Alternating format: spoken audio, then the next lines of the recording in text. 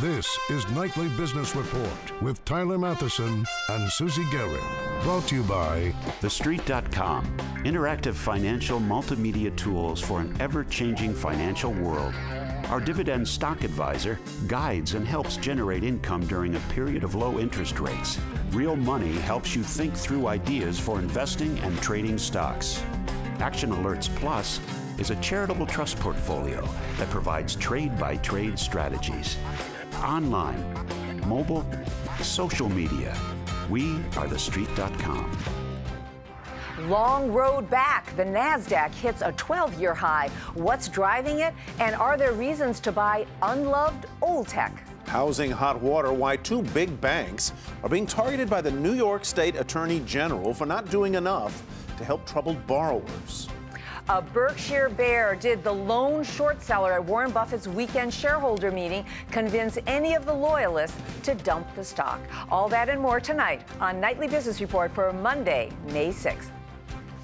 Good evening, everyone. Well, Tyler, not a whole lot of drama in the market today compared to what we saw last week. A little bit refreshing in its quietness. It was really not a big trading day. No big swings, in fact. The Dow traded in the narrowest range in more than 8 months today. The major averages ended mixed. The Dow closed just 5 points lower. A different story, though, at the S&P 500. It was up 3 points, just enough to extend the record-setting gains made on Friday following that stronger-than-expected April jobs report. And take a look at the NASDAQ, which rose 14 points today, and that landed it at a fresh 12.5-year high on the renewed strength of technology stocks like Apple, up nearly 2.5% today. But as Seema Modi tells us, Apple isn't the only big-name tech company helping drive this year's run-up in the markets. The NASDAQ is trading at levels we haven't seen since AOL bought Time Warner. That was in 2001. It's been a long road back. For the first 3 months of 2013, defensive sectors like healthcare and consumer staples led the S&P 500 and Dow Jones Industrial to new highs. However, as defensive stocks like Johnson & Johnson get more expensive, we're seeing this rotation of capital into cyclical sectors like technology, which makes up a large component of the NASDAQ composite. Now, better than expected earnings from technology corporations have also helped tech outperform. According to Thomson Reuters, of the tech companies that have reported thus far, 69% have beat their estimates. Lastly, the positive economic data from GDP to jobs, that's a big plus for tech. Analyst Brian Marshall at ISI Group telling me if companies feel better about their business outlook, they will in turn hire more people, which ultimately should lead to more spending on IT. Among the tech stocks fueling the NASDAQ over the past month, Apple shares staging a major comeback, although shares still trading below its September 2012 high of $705 a share. Other NASDAQ winners include hard disk drive player Seagate Tech and biotech heavyweight Regeneron Pharmaceuticals. For Nightly Business Report, I'm Seema Modi. Microsoft closed at a new 52-week high today, $33.75, and shares are up 25% so far this year. Also today, Microsoft founder Bill Gates took a swipe at rival Apple, touting his company's Windows 8 software, saying it works with tablets like the iPad and the PC, which is still a big driver for revenue. And Windows 8 really is revolutionary in that it takes the benefits of a tablet and benefits of a PC, and it's able to support both of those. So, you know, if you have Surface, Surface Pro, you've got that portability of the tablet, but the richness in terms of the keyboard, Microsoft Office of a PC. So as you say, PCs are a big market. It's going to be harder and harder to distinguish products, whether they're tablets or PCs. With Windows 8, Microsoft is trying to gain share in what has been dominated by the iPad-type device. And now, for more on the Microsoft and the health of the technology sector, let's welcome Daniel Ives. He's a senior analyst at FBR Capital Markets. Mr. Ives, welcome. Good to have you with us. You heard Mr. Gates just say Windows 8 is revolutionary. Is it revolutionary? And if it is, why isn't it selling better? Yeah, I think that's, that might be getting a little ahead of itself. I mean, it's obviously, it's definitely a very strong potential product. It's obviously a big product cycle from Microsoft.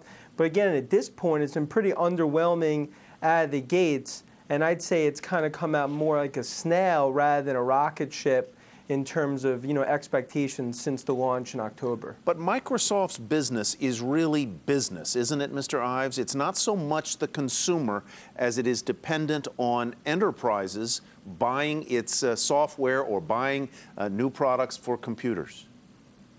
Yeah, and that's fundamentally it. I mean, remember, about 90% of profits comes from core Windows Office.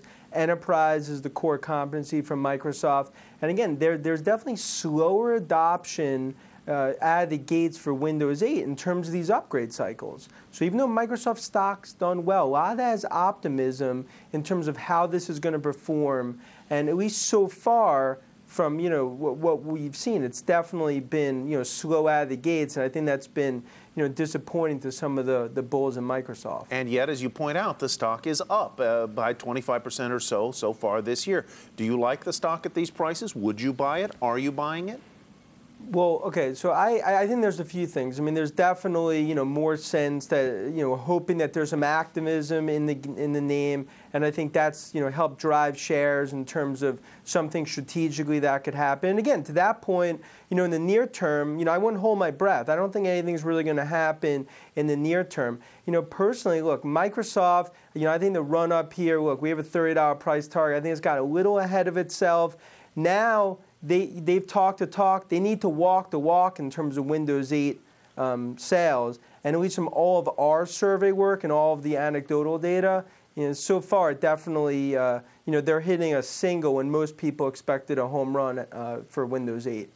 Let's talk a little bit about the broader PC market, or the market for desktops and laptops that run the Windows operating system, and extend out to that Microsoft ecosystem, which includes, or traditionally has included, such companies as Intel and Dell and Hewlett-Packard. What do you make of the overall demand for computers as opposed to tablets? It's pretty dark days, for PCs, right? I mean, it's the first time in a decade last year PCs declined, and we're modeling a high single-digit decline this year. Part of it is there's a huge cannibalization effect on tablets, and again, the best days for PC in the rearview mirror. And again, this gets into the whole sort of old tech versus new tech. And when you talk about the companies that are attached to PCs, that's kind of been the anchor on the ship in terms of where spending is, just given the cannibalization as just well as a negative PC environment. Windows 8 was supposed to be the catalyst to stop that. So far, it hasn't. We've heard this story before, haven't we, Mr. Ives? When Microsoft comes out with a new operating system, it was Windows 7 not long ago, and before that, other iterations of Windows. Do they bank on Windows for too much? And we've always been hearing about how the Windows Phone was going to be a big transformational product. But apart from Nokia, which is a distant player in the U.S. market, it hasn't been a big hit either, has it? There's always been the optimism, but fundamentally, if you look back, they've been pretty disappointing product cycles. I mean, part of it has to do with some of the functionality, part of it's the enterprise adoption, and it's they put a lot of cards into Windows 8. Windows 8 was supposed to be the end-all, be-all, and at least so far, from what we've seen on the enterprise as well as on Surface, it's been very slow. And I think to see a stock move meaningfully higher, you need to see sales accelerate, and that's really what investors are going to be focused on over the coming quarters. All right, Dan Ives, thank you very much. Dan is with FBR Capital Markets. Great to be here. Terrific. And even after all the market records this year, including today's for the S&P 500, there are still some stocks that many consider to be undervalued. Jackie DeAngelis takes a closer look now at some bargain shares that may be ready for their own rally. A bull run on Wall Street, the Dow recently above 15,000 and the S&P 500 trading above 1,600. Some investors want to continue to ride this rally, others wondering if it's too late to get in. But the fear is that some stocks might have run too far, too fast. I think what investors are worried about is that we are at all-time highs in the stock market. There's still a lot of uncertainty about the overall economy, and consumers who sometimes invest are feeling the uncertainty in their own situation. They're looking at it and they're not sure what to do. So where can investors find value? The good news is that there are some hidden gems in the S&P, names that are poised to move higher even in this market. And they were found among the worst performing S&P large cap sectors since November market lows, technology and energy. What makes these names desirable? Well, they look relatively cheap and are poised for growth. That's based on a metric that Wall Street calls the price to earnings ratio. So PE essentially helps you judge how the company is valued. Companies with high PEs, they're expected to grow a lot. The S&P gems have current PEs sitting below their 5-year averages. They also have forward PEs that show growth potential. Tech gems include Apple, Intel, and Yahoo, gems in the energy space, ExxonMobil, and Hess.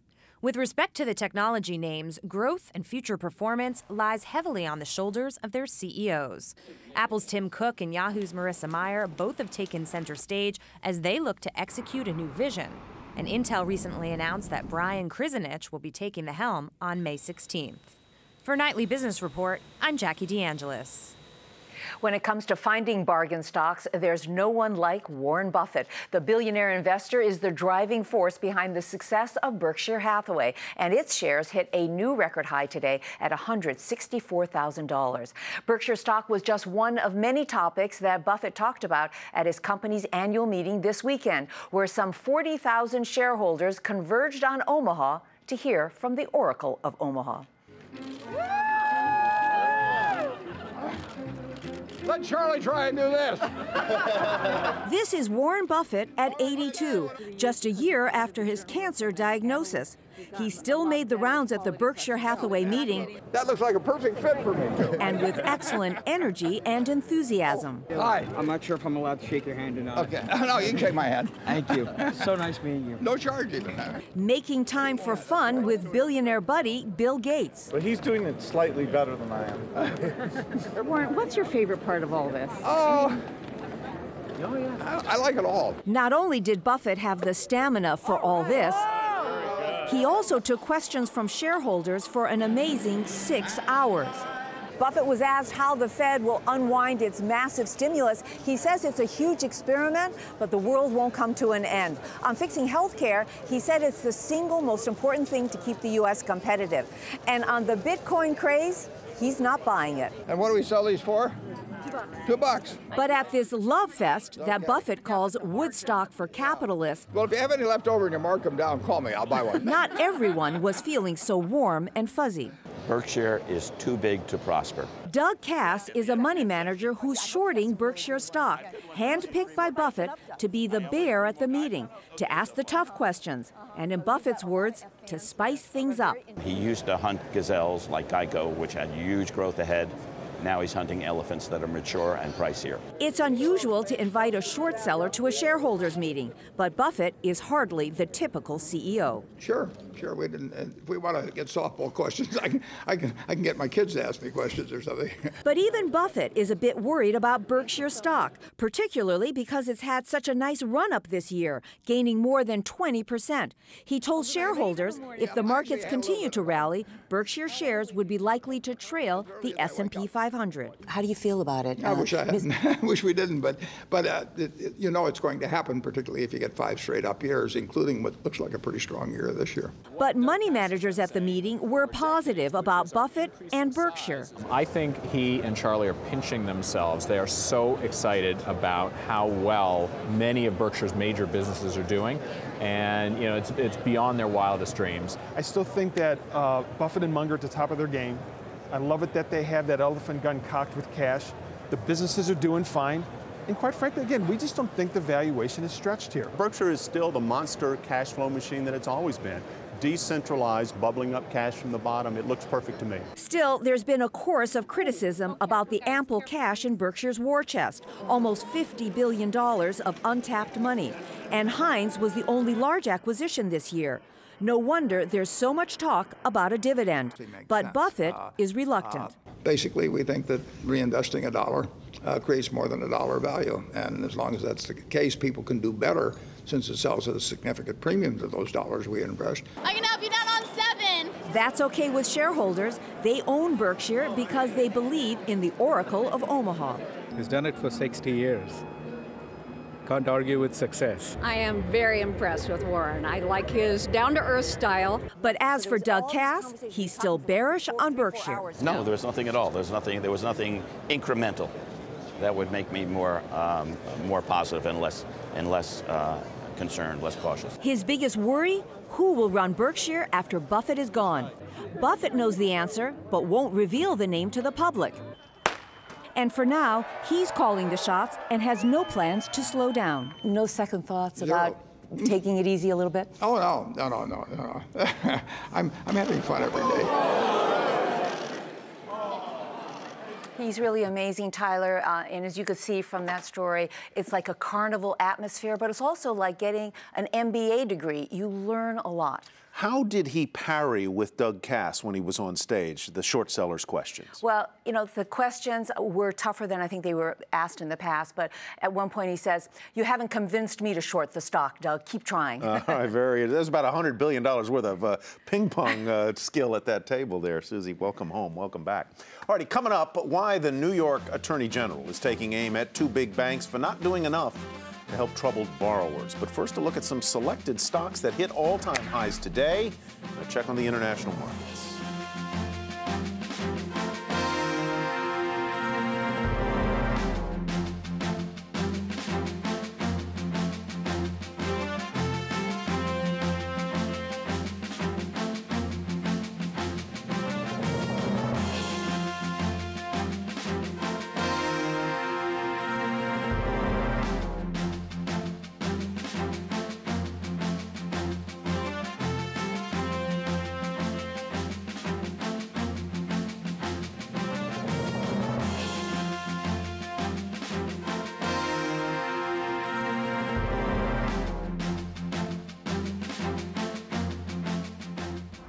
Two very different energy companies lead our market focus tonight. Anadarko reported first quarter profits and revenue above estimates, and the company increased its full-year sales and volumes guidance. Anadarko produces oil in the Rocky Mountains, the Gulf of Mexico, among other places. Shares of the company gained more than 1% during the day and then went higher on the earnings report. Also reporting solid earnings, First Solar posted first quarter profits, turning around a loss from a year ago, but they still missed estimates. The company credits the improvement on strong demand for its power plant projects, which it sells to utilities. Shares of First Solar gained more than 3.5% in the regular session and then seesawed in after hours. Humana and United Healthcare were among the top performers today as a J.P. Morgan analyst took a look at their Medicare Advantage businesses through 2015. He rated both companies overweight, saying they should be able to grow enrollments despite potential reimbursement cuts from the government. Investors sent United Healthcare up almost 2.5%, and Humana followed with a gain of just over 2%. Shares of Bank of America and MBIA spiked as the two firms agreed to settle a dispute over faulty mortgage bonds dating back to the housing boom. MBIA provides insurance to the financial services industry. Bank of America will pay MBIA $1.5 billion in cash and provide MBIA with a $500 million credit line. Investors recognize the deal was good for both sides. Bank of America gained more than 5%, leading the Dow winners, and MBIA rose more than 45%. In fact, all the major banks rallied today in a range from about 0.5% to more than 2%.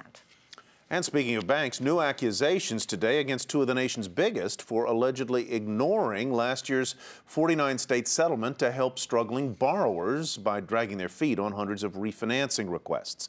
Separately, a new study shows that bad loans still carried on banks' books are haunting the housing recovery. Diana Olick explains. In New York today, State Attorney General Eric Schneiderman accused two of the nation's largest banks, Wells Fargo and Bank of America, of reneging on a deal to help millions of troubled borrowers. This enforcement action, which is the first taken under the settlement, is based on 339 individual complaints from New Yorkers against these two banks in just the last 6 months. The charges stem from the $25 billion settlement that came out of so-called robo-signing foreclosure abuses. It directs the banks to modify loans, forgive mortgage principal, and improve significantly the way they treat or service their customers. Specifically, the banks must respond to customer applications quickly. Joyce Harden says she and her husband have been trying to get help from Wells Fargo for 4 years. I only hope and pray that they can open their eyes and, help us and help many other people just like me who are suffering. The lawsuit comes just as mortgage delinquencies are starting to improve dramatically. Fewer borrowers are falling behind on their payments for the first time, and the number of those already behind is dropping too for several reasons. Fewer inflows of new problem loans, progressions of loans through the foreclosure process, and since January 2010, over 3 million modifications taking place, all of which are removing loans from that delinquency pipeline. The number of borrowers who owe more on their mortgages than their homes are worth also fell, down 41% from a year ago to around 9 million, according to Lender Processing Services. Still, these underwater borrowers have a far higher rate of default than those who still have equity in their homes. So are we out of the foreclosure woods yet? Not by a long shot. We are seeing the best numbers since 2007, but remember, 2007 was a pretty awful year for foreclosures. For Nightly Business Report, I'm Diana Olick in Washington. And here are some of those numbers Diana just referenced. Today, there are still roughly 5 million borrowers either behind on their mortgages or in the foreclosure process. And still ahead on the program, a major event rattled Wall Street exactly 3 years ago today. Do you remember what it was? The answer just ahead. But first, a look at commodities, treasuries, and currencies and how they fared today.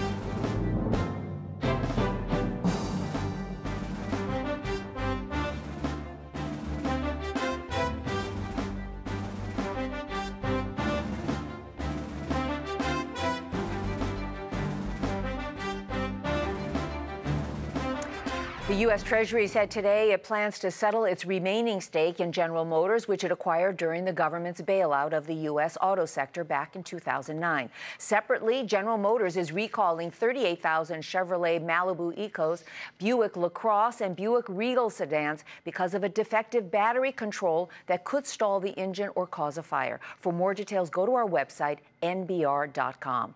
Meanwhile, shares of General Motors were down slightly today to $31.82. We asked a moment ago, do you remember what rattled Wall Street 3 years ago today?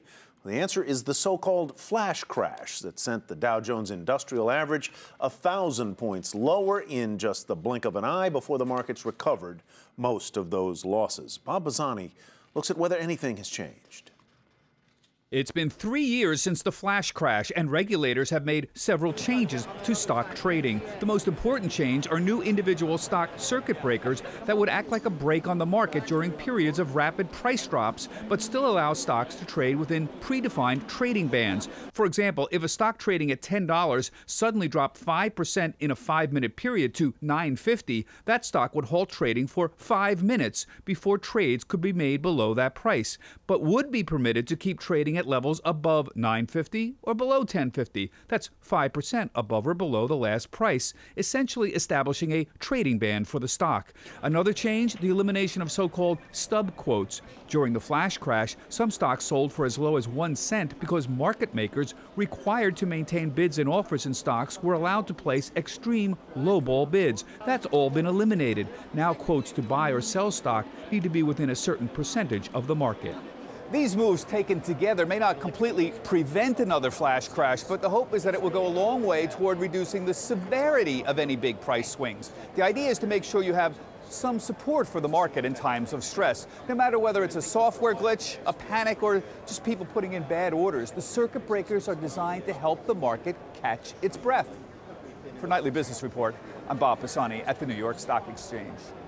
So some steps have been taken to mitigate these kinds of things, but as long as the machines keep getting faster and more powerful, I don't think we've eliminated it. And what it really does is it damages the confidence of the individual investor. It's all about market credibility, and as scary and as risky as it all was, you have to look on the other side of the equation. The Dow is up 42% since the flash 3 crash. years ago. All righty. All right, finally tonight, Fortune magazine is out with the Fortune 500, its annual list of the world's biggest companies by revenue. Walmart has reclaimed the top spot this year from ExxonMobil, which dropped to number 2. Rounding out the top 5, 2 other oil giants, Chevron and Phillips 66. And Warren Buffett's Berkshire Hathaway, we've been talking about him. Apple, the world's most valuable company, cracked the top 10 this year, coming in at number 6. And Facebook joined the exclusive club for the first time, Tyler, at number 482. You look at those numbers there and you realize just how big Berkshire Hathaway is. Bigger, in fact, in sales than Apple, which we make so much noise about. The thing that's interesting about Apple here, this list is by revenue, but if you count it on profits, it's number 2 after Exxon, which is amazing. And if you count it by market value, it's back in number 1. Absolutely, despite all of the problems it's been going through recently with investors. All right, that'll do it for tonight's edition of Nightly Business Report. I'm Tyler Matheson. Thanks so much for watching. And I'm Susie Garib. Have a great evening, everyone, and Tyler and I will be right back here. See you tomorrow. Nightly Business Report has been brought to you by TheStreet.com, interactive financial multimedia tools for an ever-changing financial world. Our dividend stock advisor guides and helps generate income during a period of low interest rates. Options Profits helps educate beginning and seasoned options traders.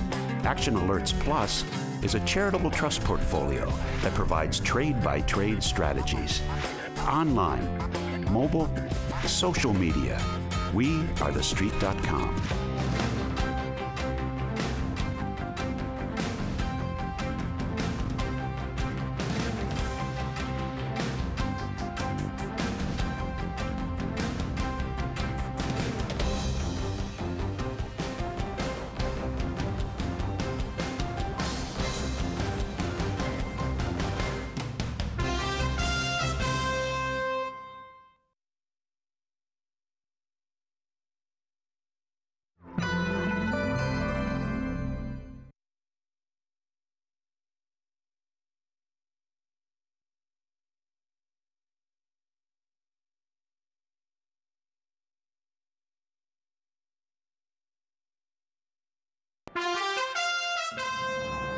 I'm Susie Garib with a Nightly Business Report news brief. Wells Fargo and Bank of America under fire today. New York's Attorney General is accusing the 2 banks of reneging on last year's settlement with 49 states to work with at-risk borrowers to keep them in their homes.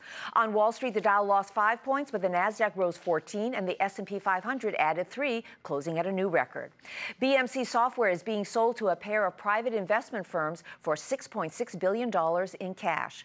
Google may begin charging users to view certain channels on its YouTube. The Treasury is gearing up to sell the remaining 18% stake it owns in General Motors after bailing out the automaker 4 years ago. And Pfizer will begin selling Viagra on its website, but you'll still need a prescription. Be sure to tune into Nightly Business Report right here on your public television station.